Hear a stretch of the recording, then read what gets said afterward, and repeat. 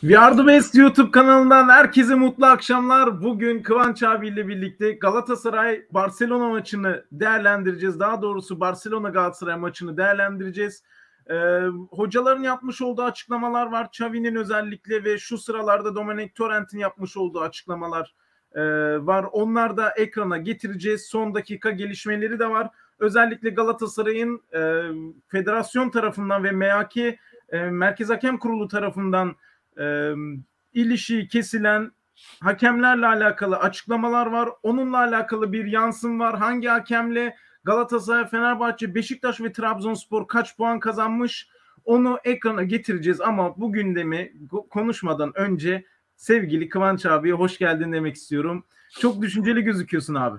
Yok komik şeylere bakıyordum. Nasılsın abi?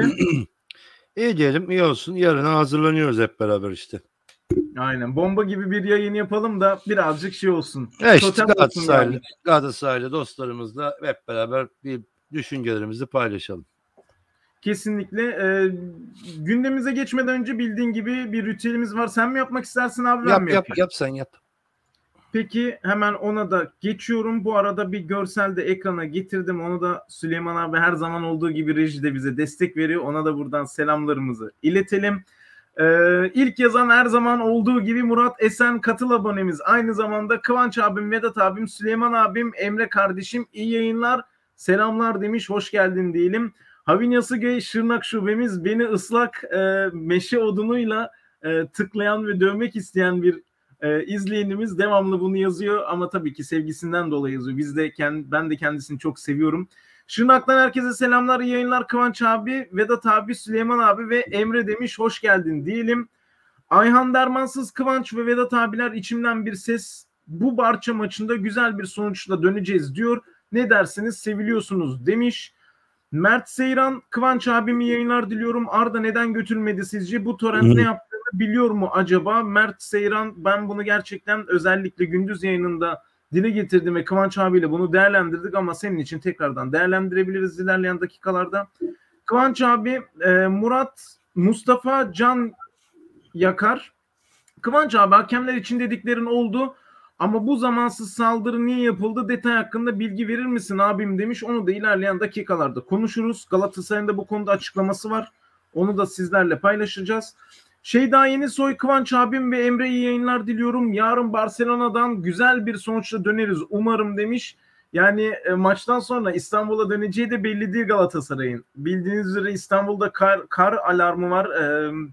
Yani okullar tatil edildi valilik tarafından.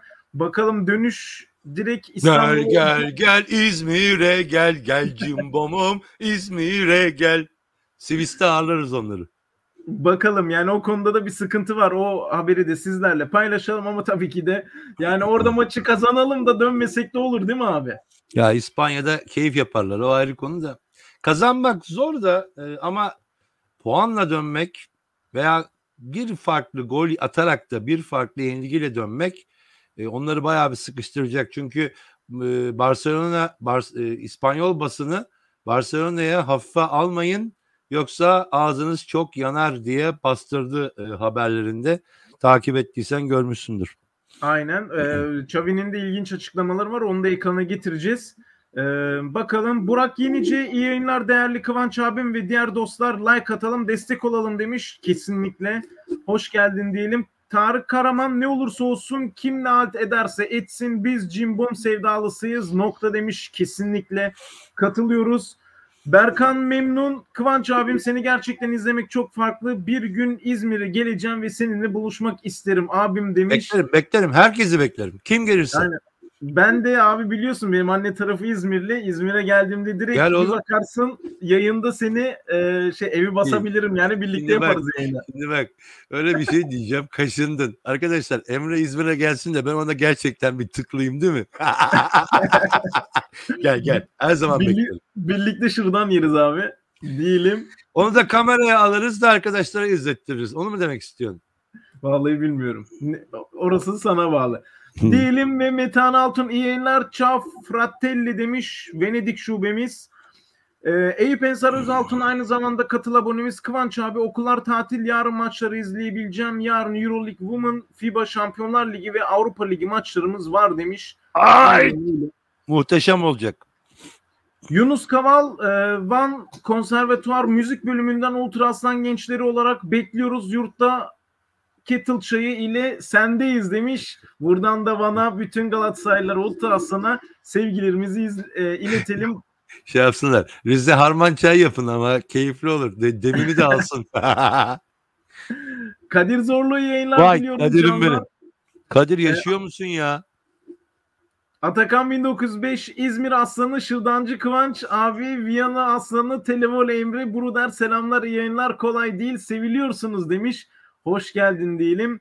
Yunus Kaval, basın toplantısı tercüman güldürmekten bıkmadı, sesler çıkıyordu abi demiş. Biz izleyemedik açıkçası. Yayına yetişebilmek için haber ayarlıyorduk. Onu da sizlerle paylaşalım ama ekrana vermeye çalışacağız. Ufuk Özkan 1905 yayınlar Aslan abilerim, Süper Lig oldu şaibeli lig. İnşallah hakemler komple çıkmazlar maçlara demiş. Ben hakemlerden de açıkçası bir protesto bekliyorum ama dediğimiz gibi yine onun hakkında bilgi vereceğiz. Geldiğinde aynen veririz. Burada hakemliğin kalbi burada. Kıvanç abi zaten her türlü bilgi var onda. Cihat'la Web Derslerim TV yayınlar abiler, Penakale'de olmasın abi ya, kıyak yapar Barcelona'ya demiş. Katıl üyemiz Semih Özcan, merhaba abilerim yayınlar. Maç yaklaşıyor, heyecan yavaştan başladı. İnşallah iyi bir sonuçla döneriz demiş. Ronaldinho Galatasaray turu atlayacak.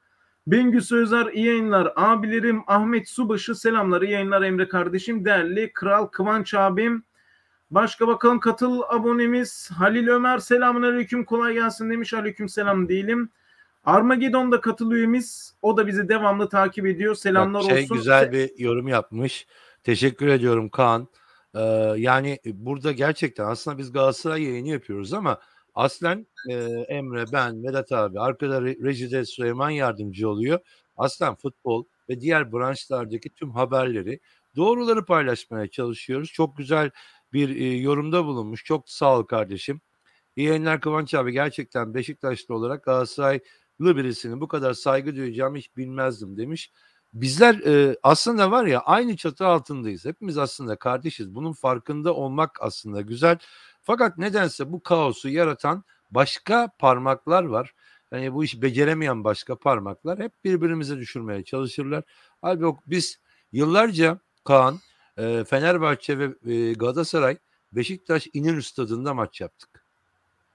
O zamanları hatırlayan büyüklerimiz de vardır zaten. Yani hatta şey diyeyim, biz Beşiktaş'la Galatasaray maç yapmaya başladığında da padişahı ispiyonlayan Kadıköy grubu vardı o zamanlarda. Yani ben anlamadığım bir şey bilmiyorum. Yani ben hep saygı duyuyorum Beşiktaşlı. Bugün arkadaşlarla şey konuştuk Emre. Bazı oyuncuları konuştuk. Ya bak mesela koyu Beşiktaşlı olmasına rağmen ve gelip gerçekten çok can yakmasına rağmen ben Galatasaraylı veya Fenerli hiç kimsenin Les Ferdinand'a bir hakarette bulunduğunu duymadım. Fenerbahçe'de keza Alex de Souza bizi yedi bitirdi adam. Hiçbir Galatasaraylı'dan sen ona bir hakaret duymazsın. Galatasaray'da Muslera bugün gitsin Kadıköy stadında maç seyretsin. Herkes ona yiyecek ısmarlar, çay ısmarlar. Öyle güzel sohbet kurar ki. Ya işte burada şey geliyor. Yani yöneticileri biraz kenara atarsak oyuncuların da birbirlerine olan saygılarıyla geliyor. Hiçbiriniz hatırlamazsınız. Bak bunu kameralardan izlemişsinizdir. Bir tane Galatasaray Nöşetel Samax maçı vardı. Tarihi bir maçtır o. Ama 3-0'dan 5-0 alıp da çıktığımız için tarihi maç değil. Tribüne bakın, tribüne. Tribünde o şu anda bize şeytanlık yapan Rıdvan da dahil olmak üzere Emre, Beşiktaşlı ve Fenerbahçeli bütün futbolcular tribünde Galatasaray'ı destekliyorlardı. Biz nereden nereye geldik? Hem de çok kısa bir süre içerisinde. Bu çok kötü. Bu futbolu bu sporu daha doğrusu bu hale getirenler. Düşünün, bir final maçı oynanıyor veya şöyle diyeyim, çeyrek final maçı oynanıyor. Galatasaray Fenerbahçe ve taraftarlar öyle küfrediyor ki, hem de basketbol, yani basketbol sevgisi biraz daha böyle aklı başındadır. Bu hale bizi kim getirdi? Bizim aslında o sorunun cevabını bulmamız lazım. Teşekkürler ama Kaan yorumun için. Duygulandım. Çok sağ ol kardeşim. Biraz da şey vardır belki, ailem benim Beşiktaşlı. Belki ondan kan çekmiştim. Bir şey diyemiyorum. Kesinlikle katılıyorum. O oyundaki maçlarda da şunu da hatırlatalım. Maçlarda seyircilerin karışık ortamda Bak oturduğu bir düzen onu vardı. hiç kimse hatırlamaz arkadaşlar. Şöyle bir ortam vardı. Bakın videolardan izleyin. Mutlaka YouTube'da veya başka bir yerde görürsünüz. Ali Sami'ni ortadan ikiye bölün. Burada Fenerliler, burada Galatasaraylılar veya Beşiktaşlılar, Fenerliler veya Beşiktaşlılar, Galatasaraylılar. Nasıl bir maç oynanırdı biliyor musun? Tribünde hengame birbirini götürürdü. Bağırışlar, çağrışlar, yerine göre hakaretler. Maç biterdi çıkışta. Orada köfte ekmek yerlerdi beraber. Biz böyleydik. Neden bu hale geldik bilmiyorum. Yani tam bir İngiliz fanatizmi bize yerleşmeye başladı. Bunu aslında bir an evvel aklı selim yöneticilerle ve federasyonla temizlememiz ve bu hale getirmemiz lazım. Ya arkadaşlar, Fenerbahçe benim düşmanım değil. Beşiktaş benim düşmanım değil. Bak benim ailem Beşiktaşlı.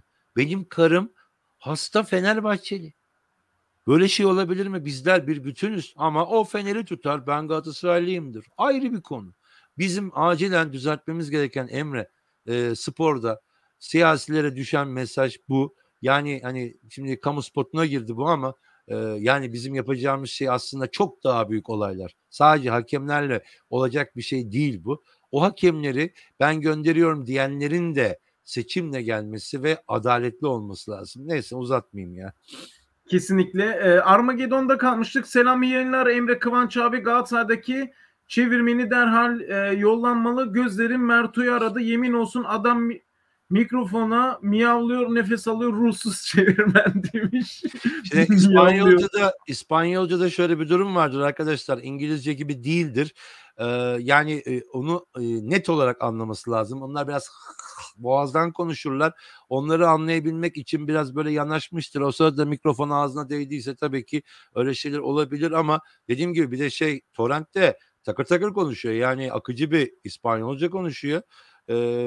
Bir de İngilizcesi de var ha, onu söyleyeyim. İngilizce istese konuşur. Yani İngilizcesi Kesinlikle. iyidir. Bilmiyorum yani olur öyle şeyler ya ama tercümanda biraz zayıflık var, o bir gerçek.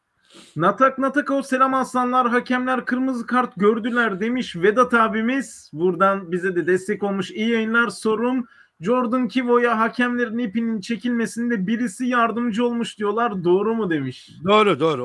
Onların hepsini zaten biz bir iki ay önceki yayında verdik arkadaşlar. Yani bekleyin dedim. Bakın MHK'de bombalar patlayacak dedim. Mutlaka hatırlayanlarınız vardır ve o bombalar patlamaya başladı ama burada kalmayacak. Onu söyleyeyim ben size. Bu bazı hakemleri etkilemiyor zaten. Cüneyt Çakır zaten gidiyordu. Bak Bahattin Duran'la ne onun yardımcısı öbürü, ismi gelmedi aklıma. Bu hafta maç istememişler. Ruh halimizden dolayı maç istemiyoruz demişler. Ben onların ruh hallerini anlatayım size.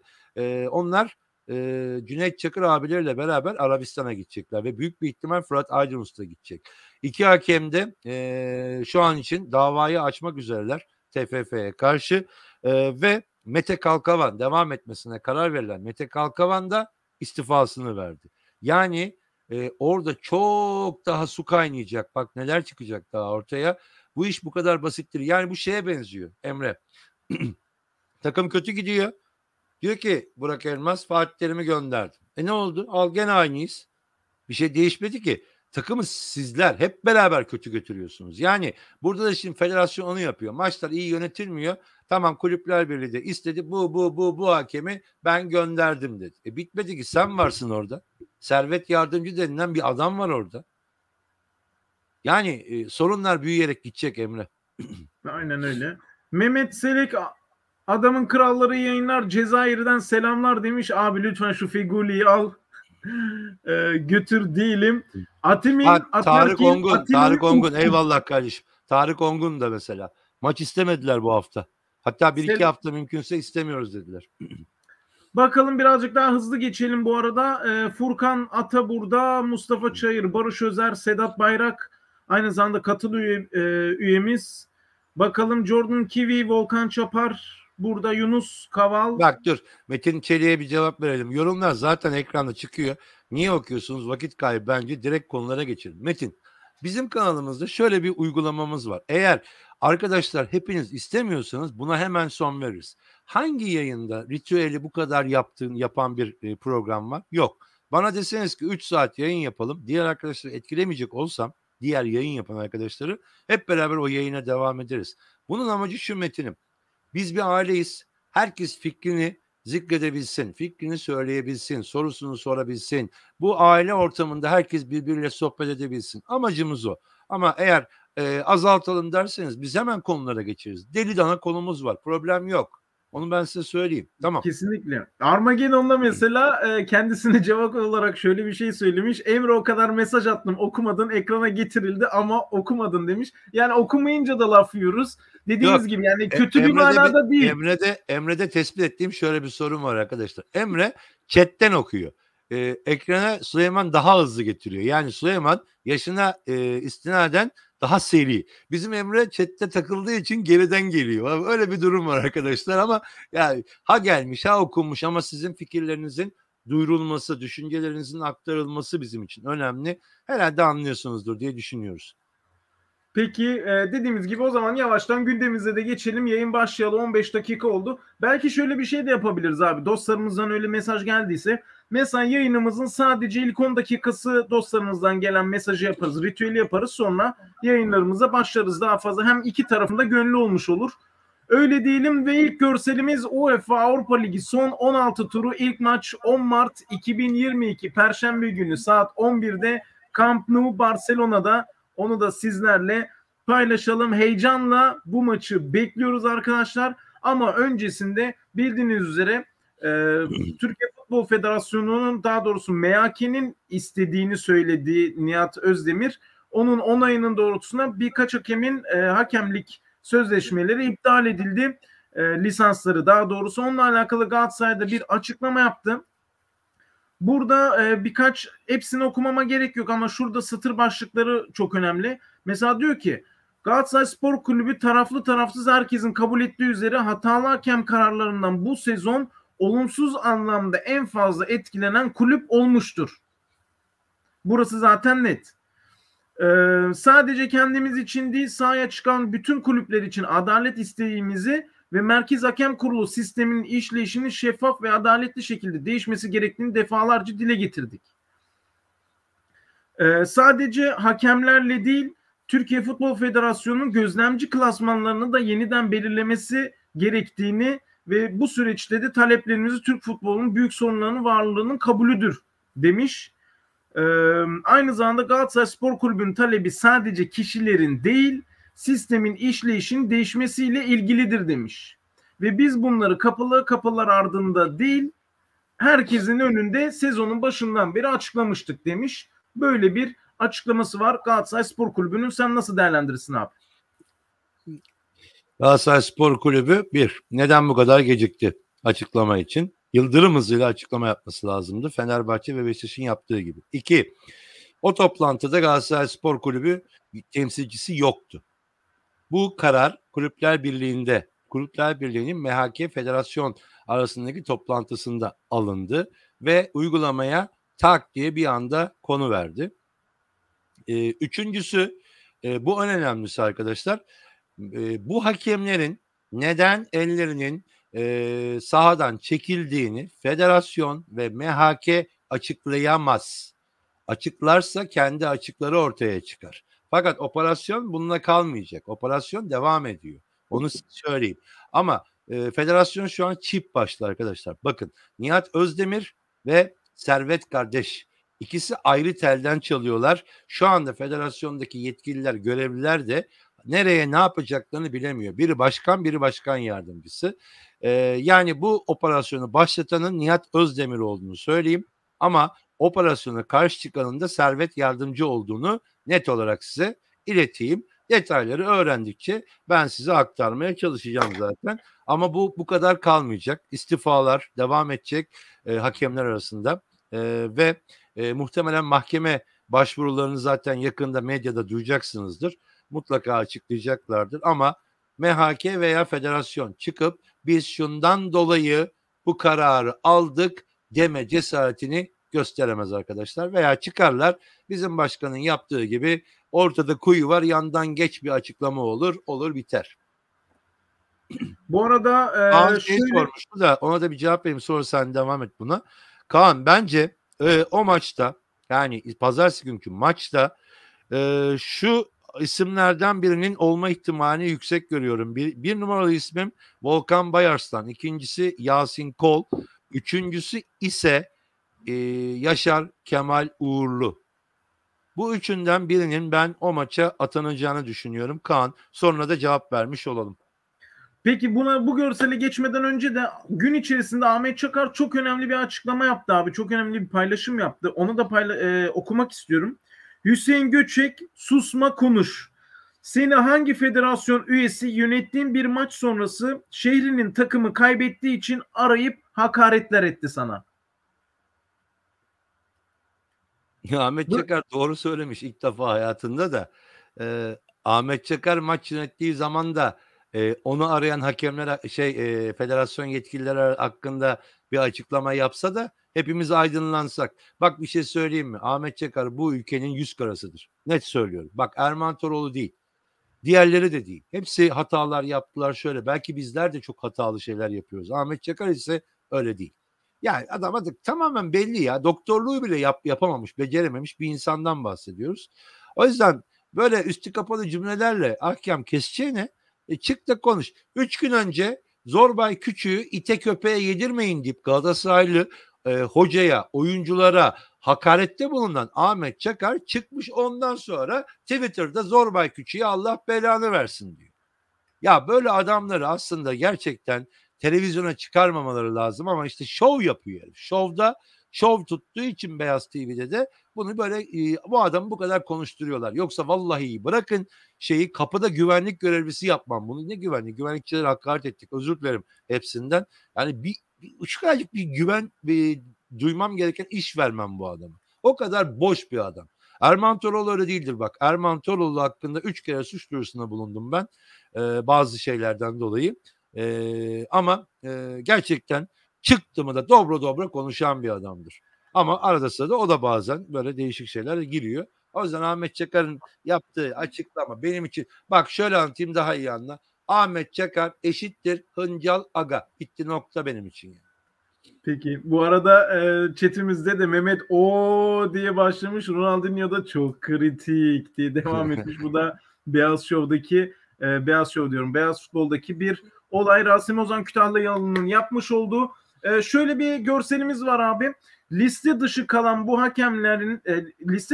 hakemlerin dört büyüklerin yönettiği maç sayıları ve aldığı puanlar burada. Galatasaray 8 maç oynamış. 8 maçını oynatmış. Bu hakemler altında 8 maç oynamış. 2 galibiyet almış. 3 beraberlik almış. 3 mağlubiyet, yani 9 puan alabilmiş. Beşiktaş bu hakemler altında 10 maç, 2 galibiyet, 4 beraberlik, 4 mağlubiyet, 10 puan. Fenerbahçe 9 maç, 3 galibiyet, 4 beraberlik, 2 mağlubiyet, 13 puan ve Trabzon 9 maç, 6 galibiyet, 3 beraberlik, yenilgi yok, 21 puan. Yani burada aslında bu kıyaslamayı yaparken ben olsam Trabzon'u çıkartırım. Çünkü Trabzon bu sene hakemlerin desteğini almış durumda. Bunu bir kere herkes bir kafaya yazsın. Kötü de oynamıyorlar. O ayrı bir konu. Ama burada dikkat edin, 8'de 2 galibiyeti olan Beşiktaş'ın 10'da 2 galibiyeti, Fenerbahçe'nin 9'da 3 galibiyeti. Şimdi burada ben mağlubiyetleri konuşuruz da Emre. Asıl önemli olan nokta, önemli bazı maçlar vardır. Oralarda ne yaptıkları önemli bu hakemlerin. Açıkçası ben olsam şu an birincilikte göre bak bazen dün bir maç vardı. Menemenspor Samsunspor'u yendi deplasmanda 4-2. İzlediniz mi o maçı? Ben hakemi çok beğendim. Çok düzgün bir hakem. Yani gördüğünü çalıyor. Oyuncularla diyaloğu çok iyi. Yani gerçekten çok kaliteli bir hakemdi. Böyle hakemler çok. Çıkartın abi. Ne kaybedersiniz? Bırakın. Ama uğraşmayın onlarla. Bırakın yönetsinler, şu düdüğü çalsınlar. Ondan sonra böyle kaşarlanıyorlar. Oradan buradan nasıl nemalanırıma dönüyor bu adamlar. O yüzden hakemlerin üzerindeki baskısı, futbolcu üzerinde baskıdan bahsediyoruz. Aynı şey hakem için de önemli. 3-2 bitmedi. Yok. 4'e attı. Eyüp 4'e attı. Ve Batuhan'ı izledim. Çok iyi oynadı. Gerçekten bu hakem üzerindeki baskıları da kaldırmamız lazım ama MHK değil, federasyon değil. Bu adamlar da ne yapacaklarını bilmiyorlar. Bak burada İzmir'i bilenler, Karşıyaka'da temat vardır. Oraya genelde bazı hakem arkadaşlar gelir. Mesela Metin Yavuz vardır. O da emekli astsubaylardan. Ona da mesela dertleşiriz. Adam böh desen ağlayacak durumda. Abi ne yapacağımızı şaşırdık diyor birçoğu. Yani bunların da çektiği dertler gerçekten çok kötü. Seko Kıvanç abi, Fener'le Efes birbirine girdi Ruslar yüzünden demiş. Bak bu önemli bir haber. Sen Ozan Vafor'u vereceksin ama bunu da söyleyeyim. Arkadaşlar burada neden birbirlerine girdiklerini söyleyelim. Euroleague'de Rus takımlarına yapılan maçları Euroleague kurulu iptal etti. Böyle olunca Fenerbahçe otomatikman aldığı 3 galibiyeti silmiş oldu. Tamam mı? Bundan dolayı da Fenerbahçe playoff grubunun dışında kaldı. Sorun bu değil. Sorun şu. Diyorlar ki Efes'te silinsin diyenlerden. Tabii Efes biliyorsunuzdur belki 3 maç yaptı. 2 mağlubiyeti, 1 galibiyeti var. Çok etkilemiyor ama Fenerbahçe 3 maçta 3 galibiyet aldı. Rus ekiplerine karşı Emre. Böyle olduğu zaman 3 tane galibiyet puanı, 6 puan otomatikman fırt diye silinince Fenerbahçe aşağı düştü. Şimdi Fenerlerin derdi de şu. Efes bunu nasıl yapar? Türk takımına nasıl böyle davranır? Kalleşçe davrandı diye böyle yorumlar yapıyorlar. Var, bizim grupta da var. Veteran grubumuz var. Basketbol ekibimiz. Orada da böyle hasta Fenerli bir iki arkadaş var.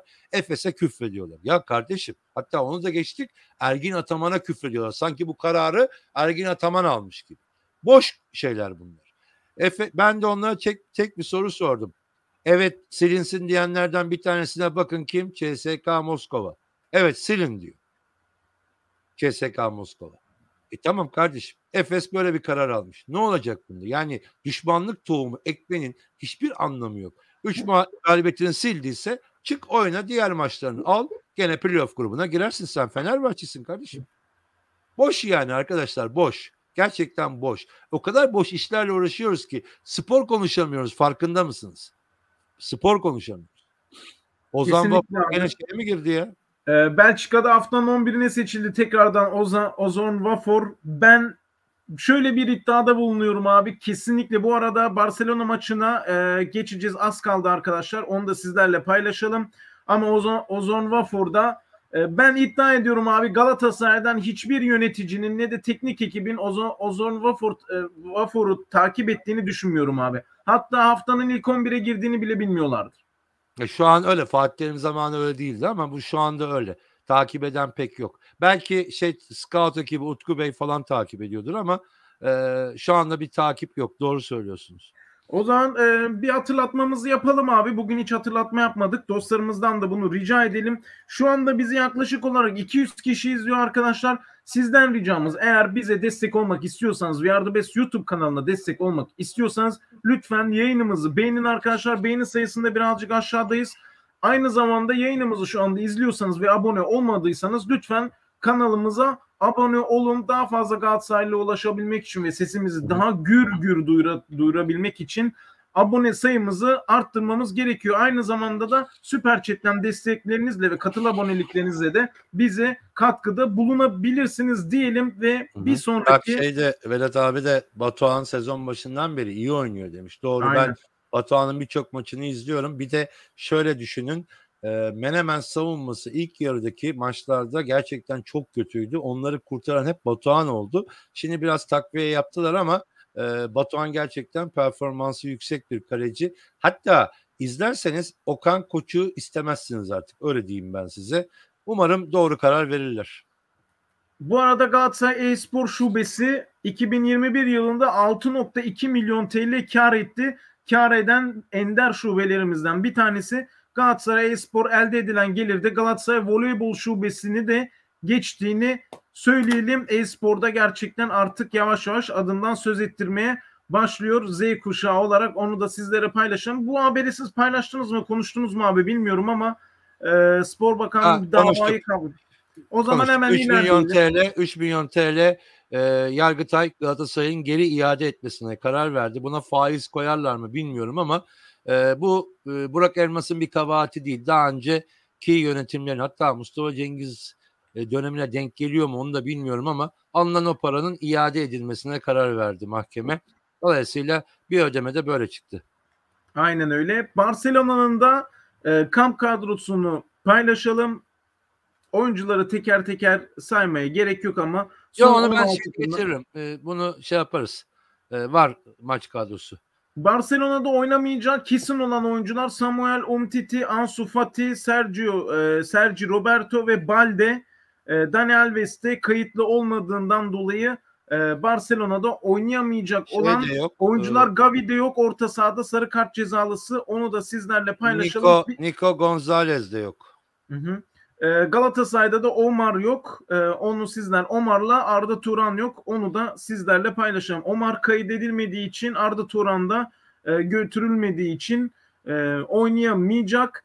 Bu arada sizlerle de bu bilgileri ben paylaşmayı seviyorum. Eğer ihtimaliniz yoksa, yani eksen aboneliğiniz yoksa, Azerbaycanlı kanal CBC Sport Perşembe günü oynanacak Barcelona Galatasaray maçının şifresiz yayınlanacağını açıkladı. Eğer aboneliğiniz yoksa, üyeliğiniz yoksa da CBC Sport'tan da Azerbaycan kanalından da maçı canlı takip edebilirsiniz. Bunu Ama da sizlerle paylaşalım. Onu da söyleyelim de Barça o konuda itirazda bulundu. Biliyorsun belli bir ödeme yapıyorlar bu tarz konularda yayın hakkını almak için. Yani yayın hakkına ortak olmak için.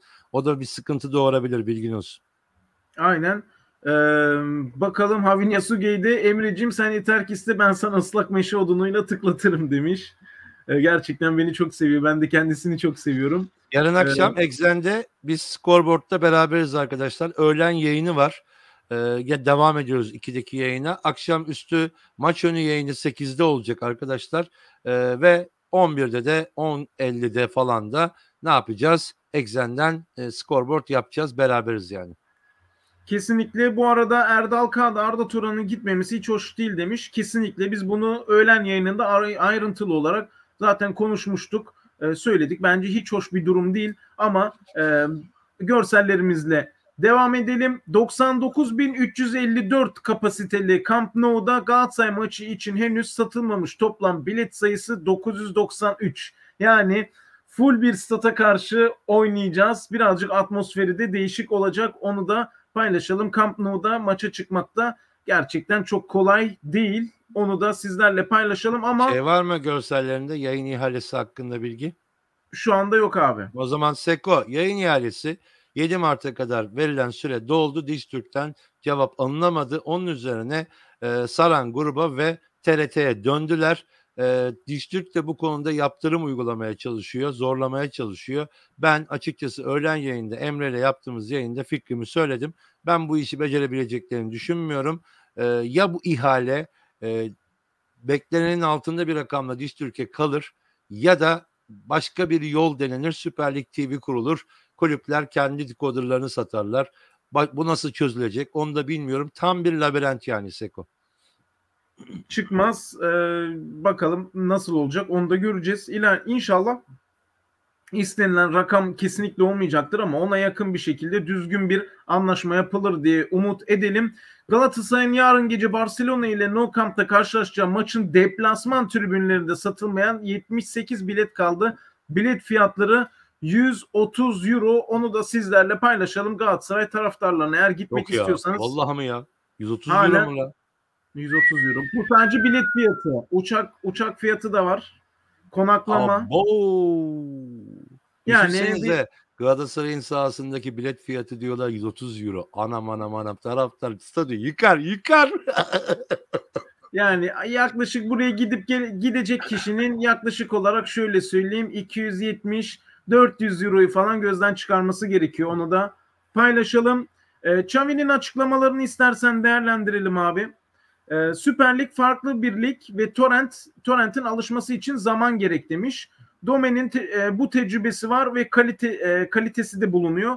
Galatasaray iyi bir takım, daha üst sıralara çıkacaktır. Ya, Dominic Torrent bunu da var ya Emre, her duyduğumda aklıma şey geliyor. Aslında İngilizce'de dom ne demek biliyorsun değil mi? Biliyor musun? Şey değil mi? Kilise. Kilise demek. Çok garip geliyor bana ya. Yani bir tane Türk hocaya mosk demek gibi bir şey yani. Aynen. Caminin şeyi, Cami. kısaltılmış şeyi. Tövbe estağfurullah. Evet. Xavi'de Dominic Torrent bizim için dost ve oynattığı oyun tarzı da bize benziyor demiş. Bu arada bakalım Metin Çelik de demiş ki abi deplasman yasağı yok mu? Yok artık o bitti, onu kullandık. Beğeniler az demiş. Bak Berat abi bize kızacak arkadaşlar. Like atmayı unutmayın ha. Bu açıklama çok önemli. Desteklerinizi bekliyoruz arkadaşlar. Gerçekten like sayımızı arttırmamız gerekiyor. Şu anda 200'ü geçmiş durumda izleyici sayısı. Xavi, Galatasaray maçında rotasyon yapacağım çünkü yorgun oyuncularım var. Çok oynadılar ve iyi durumda değiller. Orta sahada ve hücumda değişik oyuncular kullanacağız. Daha diri oyuncular antrenmanlarda daha iyi bir görüntü sergilediler demiş. Yani değişik bir kadroda çıkabilir. Bu da bizim avantajımız olur mu? Sen ne dersin abi? Dur ya, şeye takıldım ben şimdi. Ne? Biz Marsilya maçından sonra geldik. Evimizde Moskova ile oynadık. Sonra Marsilya bize geldi. Moskova ile oynadık evimizde. Sonra Lazio'ya gittik. Lazio deplasmanına Vallahi gittik. bu Metin Çelik doğru söylüyor herhalde. Nasıl oluyor bu iş? Abi biz deplasmanda götürememe cezası onu bir araştırayım abi ben. Aslında yok, ben de araştırırım. Metin doğru söylüyor olabilirsin. Çünkü bizim Lazio maçında ilk cezamız 2 maç verdiler diye hatırlıyorum. İlk cezamızı çektik. O zaman Barcelona deplasmanına olabilir Metin. Bu galiba öyle bir şey hatırlıyorum. Sen götüremiyorsun ama orada yaşayanlardan, o civarda yaşayanlar gidebiliyor diye biliyorum. Ama İstanbul'dan gidemiyor veya Türkiye'den gidemiyor. O şekilde bir Galatasaray hatırlamam var. Spor Kulübü Org'dan açıklama yaptı abi. Maç için bize başvurabilirsiniz diye. O zaman Ama ya iki maç ben de gördüm. ya ceza 1'e indi, hiçbirimizin haberi yok. Ya da başka bir şey var bu işte. Gerçekten Metin doğru söylüyor. Hatırlatman Aynen. güzeldi dostum. Teşekkür ederim. Çok teşekkür ederim. Bu bizi işte mutlu ediyor abi. Gerçekten önemli bir haber. Bunu Bak da Seko da yazmış, bak bir maça düştü diye. Doğru. Yani ya düşmüştür ya da başka bir şey olmuştur. Yani yok. hani pandemi atlattık, Barcelona'ya gidiyoruz, yapmayın falan pişman. Ama 1'e düşmüş olması daha mantıklı. Doğru söylüyorsun. Hatırlatma için çok teşekkürler Metin kardeşim. Aynen, bu arada 2 ceza aldığını ben şu anda UEFA'nın sitesinden gördüm ama 1'e düşürdüler herhalde. Onu da bulup yarınki Ya Berat abi de bir maça indi galiba diyor. Ben onu araştırırım. Yarın size söylerim. Hatta Aynen. konuşurum bizim UEFA'daki Dingoviç'le. Peki dediğim gibi abi Xavi yani genel olarak baktığımızda rotasyon bir kadroyla çıkacağını açıklamış. Nasıl değerlendirirsin? Bu bizim avantajımız olur mu? Rotasyonla çıkacağım deyip bizi kandırıyor. Yemezler. Neden yemezler söyleyeyim de anlayın. Şimdi Barcelona Şampiyonlar Ligi'nden gerçekten rezil olarak geldi. Gerçekten taraftar çok kızgın. Ve UEFA Kupası'nda mutlaka final veya kupaya ulaşmak istiyor. O yüzden öyle rotasyon, Xavi bizi yeme kardeş. Yani biz Türk'üz aga, yemeyiz öyle şeyler diyelim. Ben inanmıyorum. Birkaç tane oyuncu dinlendirebilir. Çünkü hakikaten yani genel olarak baktığınızda oyuncuların geneli yani şimdi Aubameyang'ı oynatmasa orada Memphis Depay var. Yani De Jong kardeşlerden birini oynatmasa oraya Erik'i koyabilir. Yani hepsi ayrı ayrı potansiyel. O yüzden belki öyle bir düşünceye girmiş olabilir. Yoksa abi eğer öyle bir tercih varsa Traore'yi, Luke De Jong'u, Aubameyang'ı ve Pique'yi istemiyorum. Oynatma kardeş. Olur mu? Rotasyon yap. Dinlensinler onlar. Yağ fiyatlarında artış varmış abi. O yüzden Traore oynayamayacakmış. Bebek yağında artış varmış. Artist ne ararla pazarda. Değilim Seko'da ve geçin. Chelsea mi demiş? Chelsea'yi Türk iş adamı alacakmış diye. Bu haber evet duyuldu. Bunu Emre de bir ara bize vermişti. Hatta İstanbul'dan bir büyük iş adamının söylediği, öyle ismini tabii hatırlamıyoruz, bilmiyoruz ama 3 milyar gibi bir rakam verebilecek bir iş adamı. La. PR da olabilir ama bir ara İstanbul'a da geldi Abramovich. Onu da söyleyelim. Onun bilgisini zaten adam Abramovich İstanbul'a gelip bunu niye konuşsun ya? Yani yetkilisini gönderir, adam veya avukatını gönderir, halleder. O belki gezme amaçlı. Ruslar Türkiye'yi sever biliyorsun. Aynen öyle. Şöyle bir açıklaması daha var. Galatasaraylı bireysel oyuncularla alakalı. Bireysel olarak beni şaşırtan yetenekli oyuncuları var. Kerem Aktürkoğlu gibi Galatasaray bize problemler çıkarabilecek kaliteye sahip. Bu nedenle topa sahip olduğumuzda onlara acı çektirmeliyiz diye bir açıklaması var. Bu arada Kerem'i de yaklaşık, yani şöyle söyleyeyim, bir scout ordusu da izleyecek Camp Nou'da, onu da sizlerle paylaşalım. Ama Nasıl Baslan o konuyu biraz eksik vermiş, eğer devamı yoksa. 3 oyuncuya dikkat çekti Xavi. Bunlardan birisi dediğin gibi Kerem, ikincisi de sıkı durun Çikaldao. Çünkü Çikaldao'yu Iniesta'ya benzetiyor. Iniesta tarzı bir oyuncu olduğu için çok tehlikeli buluyor. Onu söyleyeyim. Ve üçüncü oyuncu da arkadaşlar Bafetimbi Gomis. Yani bu üç oyuncuya çok dikkatli olacaklarını söyleyebilirim. Bu arada Avrupa Ligi'nin kazanma ihtimalleri de açıklandı abi. Barcelona %32,4 ile birinci, Sevilla %13,9 ile ikinci, Galatasaray'ın ise en azlardan bir tanesi %0,1. Ya o şeyle alakalı, bu Türkiye Ligi'ndeki durumları da falan değerlendiriyorlar. Aslan'ın benim söylediği doğru arkadaşlar. Sanıyorum Muhsin Bayrak'tı. Ben öyle bir isim hatırlıyorum. Ama o potansiyel var mı bilemiyorum. Peki bakalım, onu da dediğimiz gibi sizden. Bak ne demiş Berat abi, eyvallah ya, valla ya muhteşem ya. Ya Ferhat Mutlu abi demiş ki bak, ne cezası, Barcelona'nın kendisi zaten en büyük cezadır demiştir bu yapar diye. Ferhat abiye de buradan sevgilerimizi iletelim. Frenkie de Jong da... dur. Senin bugün öğlenki olayı ben araştırdım. Federasyon şey demiş. Ya demişler, arkadaşlar biz size maçın saatini 1 diye açıklamıştık. Siz niye 12'de diye maça geliyorsunuz deyip oryantal yapmışlar. Biliyor musun onu? Ya abi var ya, gerçekten rezalet ya. Yani Cem Yılmaz'ı geçtiler yani, gerçekten. Cem Yılmaz onu konu eder zaten, dur ya. Abi yani şaka gibi gerçekten. Ya ben daha fazla yorum yapmak istemiyorum ya. Hakem atamayı unutuyorsunuz, sonra açıklamanız yaptığınız hatadan daha büyük yani. Ama neyse diyelim artık, biz Avrupa takımı olduğumuz için biraz Avrupa'ya odaklanalım. Frenkie de Jong, Galatasaray iyi bir takım ancak evimizde oynuyoruz ve favori olarak görülen taraf biz olmalıyız diye bir açıklaması var. Bunu da geçelim ve benim beklediğim 11 bu şekilde abi. Bakayım. Yanılıyorsun. İlk defa senden yana fikir vereceğim. Adam açıkladı lan. Benim her zaman 11'imdeki 1 numaralı isim Babel dedi ya. Duymadın mı?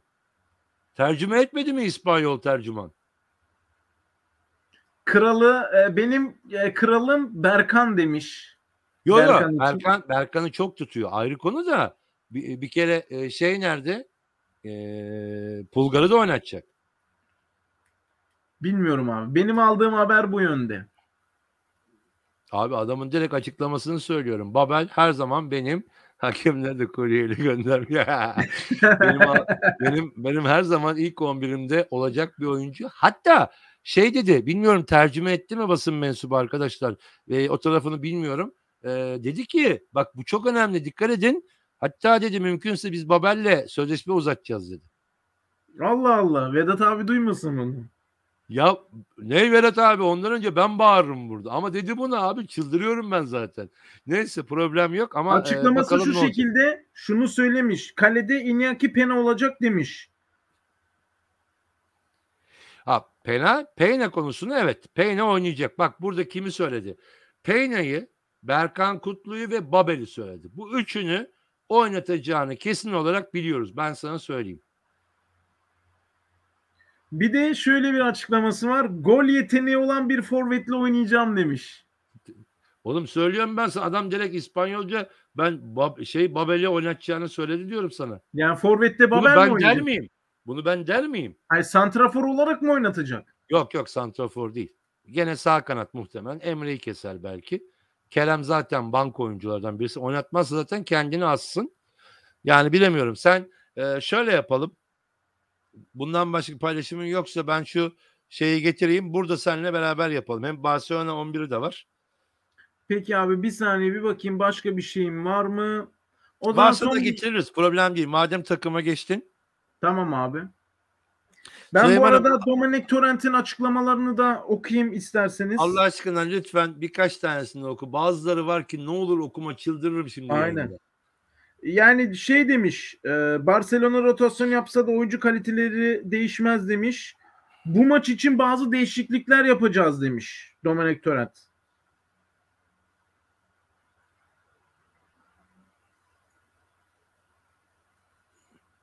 Fernando Muslera'nın kalitesi tartışılmaz demiş.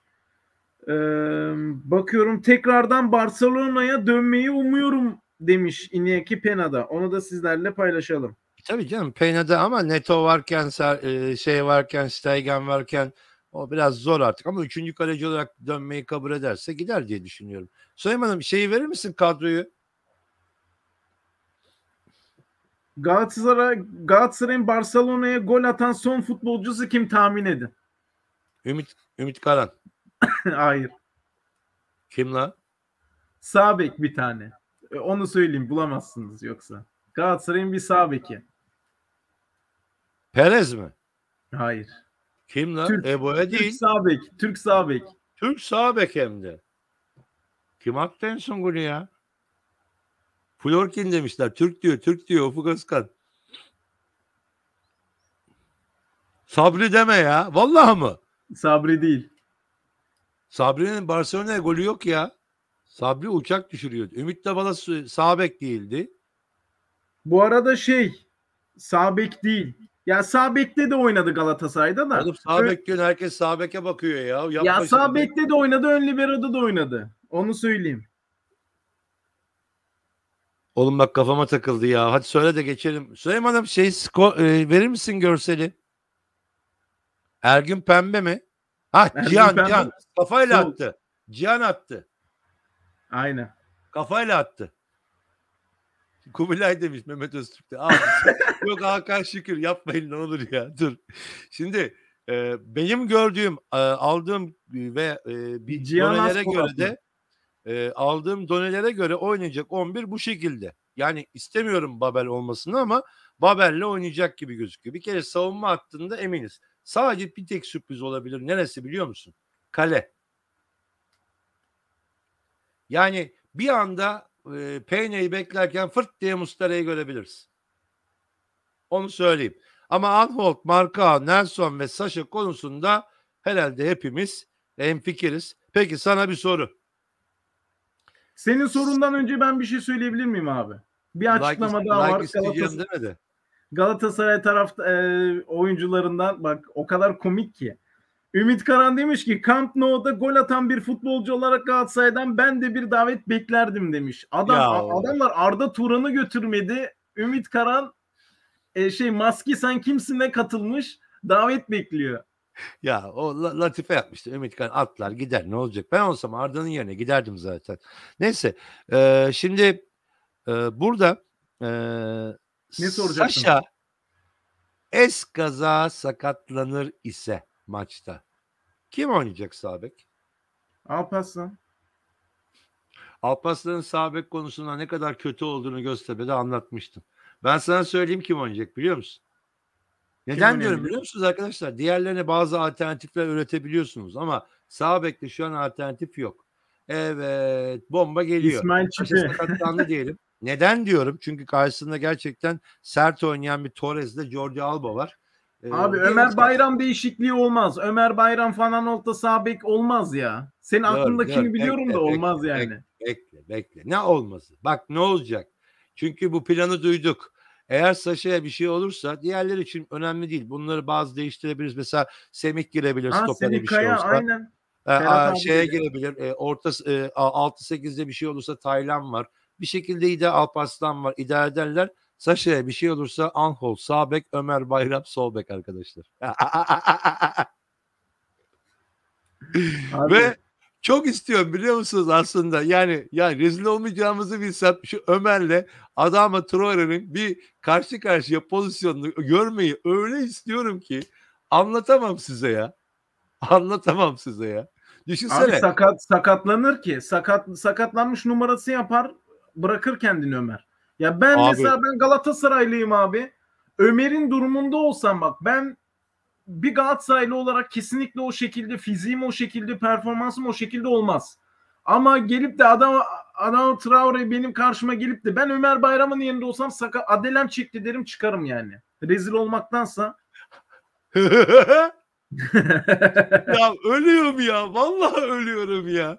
Ya arkadaşlar kızmayın ne olur ama bu ikiliyi sahada mücadele ederken görünce ya ya hayal edemiyorum yani. Nasıl bir mücadele olabilir? Yani ben olsam Traore şöyle yapıp Ömer efendim abi tüf küt Ömer yerde. Neyse fazla kafa bulmayalım bu konuda. Ama sağ bek konusunda alternatif üretmeye çalışıyorlar. Çünkü sağ beke bir şey olursa oraya üretemiyorlar bir şey. Babel gitti diyelim. Onun yerine Emre'yi takviye edebiliyorlar. Veya Berkan, Pulgar bunlardan biri oldu. Ha bu arada Tayland da oynayabilir. Bir şey demiyorum ama şu an için belli değil. Karşı tarafta ise gördüğüm kadarıyla hemen hemen şu 11 çıkacak gibi. Bakmayın siz şeye rotasyon yapacağım hikayelerine.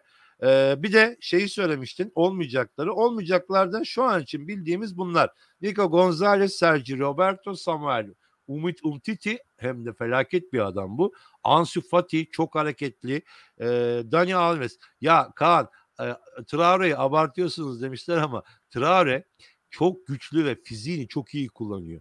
Yani ondan dolayı yoksa estağfurullah elbette o Ömer bizim Galatasaraylı topçumuz. Onun önünde rezil olsun ister miyiz ama ya içimden bir ses sanki maçta bir yerde ikisinin karşı karşıya geleceklerini düşünüyor. Şey gibi düşünün ya. Ya şimdi ona hepimiz güldük. Yalan yok şimdi. Sabri ile Volkan Demirel'in kavgasını hatırlayan var mı ya? Ensesinden tutuyor ya böyle. Eğer Drogba gelmese Volkan var ya Sabri'yi havaya kaldırıp indirip yere çekecekti. Bak ciddi söylüyorum. Drogba'yı görünce Volkan şey dedi ama abi bak bana şey yapıyor dedi. Kızdı. Bu 5 oyuncu bence zaten yeterince kalifiye oyuncular ve olmayacak gibi gözüküyor. Forvet'te Mustafa Muhammed'le başlamayı düşünüyor diye öğrendim ama Gomis olabilir. Pulgar yerine Taylan'la başlayabilir. Berkan Taylan ikilisi olabilir. Fakat Babel'le kesinlikle başlayacağını söyleyeyim. Kerem, Babel, Banko bu maçta ilk 11'deler. Maalesef üzgünüm. Adam basın toplantısında böyle söyledi çünkü. Yani Babel'i söyledi. İnan ki Peyna için düşüncem çok çizgide oynar ise ve ceza alanı hakimiyetini kurmazsa çok pas yaparak ceza alanına giriyorlar. Ki takımını tanıyor. Barcelona'yı tanıyor. Fike çok tehlikeli. Hava toplarında Nelson ve Marka timinglerini çok iyi ayarlamalılar. Yani ben şöyle bir oyun sistemi düşünüyorum.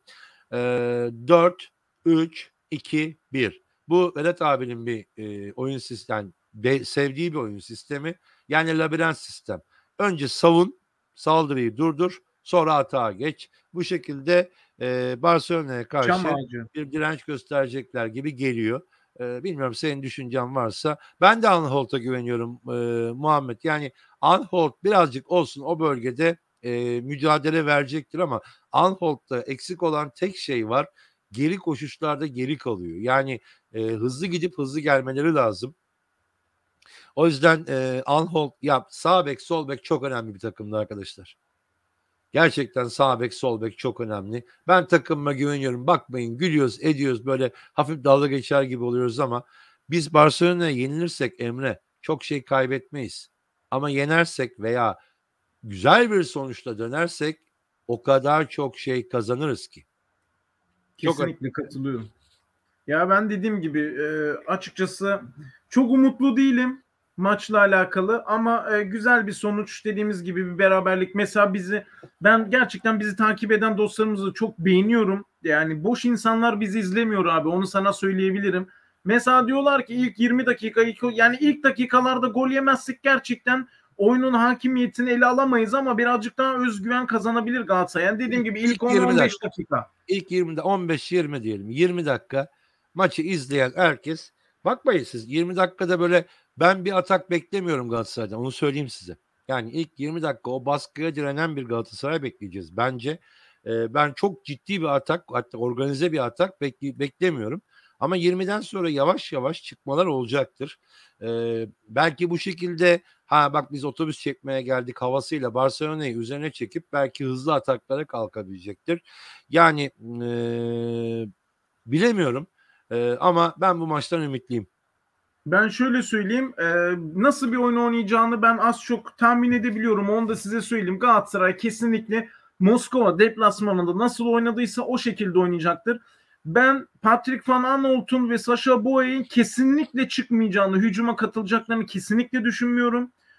Orta saha, yani şöyle söyleyeyim, Patrick Van Aanholt ve Sacha Boey aldıkları bütün topları orta sahaya verecekler ve orta sahalar hem sağ açığımıza hem de sol açığımıza uzun top atacaklardır. Bu şekilde kontra ataklarla gitmeye çalışacağız. Zaten dediğim gibi ben Galatasaray'ın çok büyük bir atak ya da bir baskı kurmasının söz konusu olduğunu düşünmüyorum.